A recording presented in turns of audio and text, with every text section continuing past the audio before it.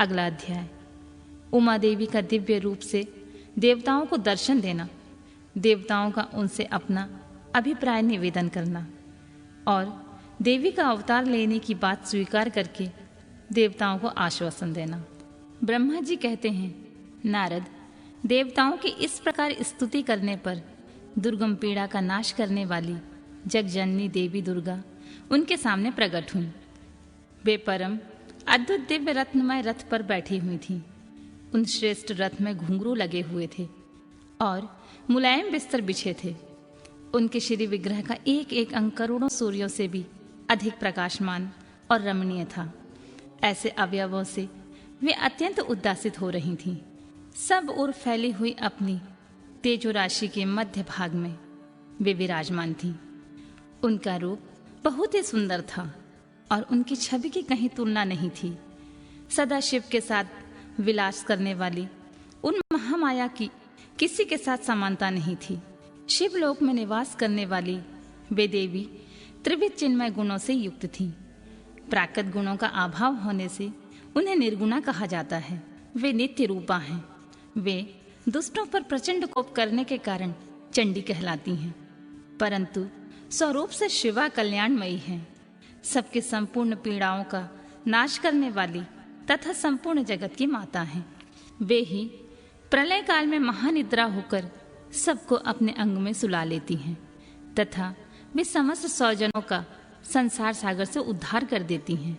शिवा देवी की तेजो राशि के प्रभाव से देवता उन्हें अच्छी तरह ना देख सकें, तब उनके दर्शन की अभिलाषा से देवताओं ने फिर उनका स्तवन किया। तदनंतर दर्शन की इच्छा रखने वाले विष्णु आदि सब देवता उन जगदम्बा की कृपा पाकर वहां उनका सुस्पष्ट दर्शन कर सकें। इसके बाद देवता बोले, अंबिके, महादेवी, हम सदा आपके दास हैं। आप प्रसन्नता पूर्वक हमारा निवेदन सुने। पहले आप दक्ष के पुत्री रूप में अवतीर्ण हो लोक में रुद्रदेव की वल्लभा हुई थी। उस समय आपने ब्रह्मा जी के तथा दूसरे देवताओं के महान दुख का निवारण किया था। तदनंतर पिता से अनादर पाकर अपनी की हुई प्रतिज्ञा के अनुसार आपने शरीर को त्याग दिया और 100 धाम में पधाराई। इससे भगवान हर को बड़ा दुख हुआ। महेश्वरी, आपके चले आने से देवताओं का कार्य पूरा नहीं हुआ, अतः हम देवता और मुनि व्याकुल होकर आपकी शरण में आए हैं। महेशानी, शिवे, आप देवताओं का मनोरथ पूर्ण करें, जिससे सनत कुमार का वचन सफल हो। देवी, आप भूतल पर अवतीर्ण होकर पुनः रुद्रदेव की पत्नी होइए और यथा योग्य ऐसी लीला कीजिए जिससे देवताओं को सुख प्राप्त हो।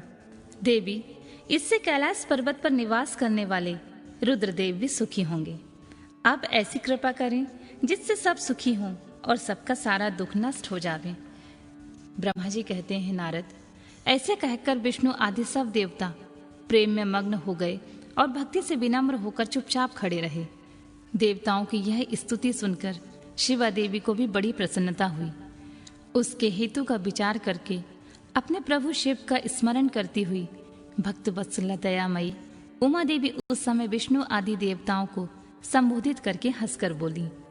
उमा ने कहा, हे हरि, हे विधे और हे देवताओं और मुनियों, तुम सब अपने मन से व्यथा को निकाल दो और मेरी बात सुनो। मैं तुम पर प्रसन्न हूँ, इसमें संशय नहीं है। सब लोग अपने अपने स्थान को जाओ और चिरकाल तक सुखी रहो। मैं अवतार ले मैना की पुत्री होकर उन्हें सुख दूंगी और रुद्रदेव की पत्नी हो जाऊंगी। यह मेरा अत्यंत गुप्त मत है। भगवान शिव की लीला अद्भुत है, वह ज्ञानियों को भी मोह में डालने वाली है। देवताओं, उस यज्ञ में जाकर पिता के द्वारा अपने स्वामी का अनादर देख जब से मैंने दक्ष जनित शरीर को त्याग दिया है, तभी से वे मेरे स्वामी कालाग्नि रुद्रदेव तत्काल दिगंबर हो गए। वे मेरी ही चिंता में डूबे रहते हैं। उनके मन में यह विचार उठा करता है कि धर्म को जानने वाली सती मेरा रोष देखकर पिता के यज्ञ में गई और वहां मेरा अनादर देखकर मुझ में प्रेम होने के कारण उसने अपना शरीर त्याग दिया। यही सोचकर वे घर बार छोड़कर अलौकिक वेश धारण करके योगी हो गए। मेरी स्वरूप भूता सती के वियोग को वे महेश्वर सहन न कर सके। देवताओं, भगवान रुद्र की भी यही अत्यंत इच्छा है कि भूतल पर मैना और हिमाचल के घर में मेरा अवतार हो, क्योंकि वे पुनः मेरा पारिग्रहण करने की अधिक अभिलाषा रखते हैं। अतः मैं रुद्रदेव के संतोष के लिए अवतार लूंगी और लौकिक गति का आश्रय लेकर हिमालय पत्नी मैना की पुत्री होंगी। ब्रह्मा जी कहते हैं, नारद, ऐसा कहकर जगदम्बा शिवा उस समय समस्त देवताओं को देखते देखते ही अदृश्य हो गईं और तुरंत अपने लोक में चली गईं। तदनंतर हर्ष से भरे हुए विष्णु आदि समस्त देवता और मुनि उस दिशा को प्रणाम करके अपने अपने धाम को चले गए।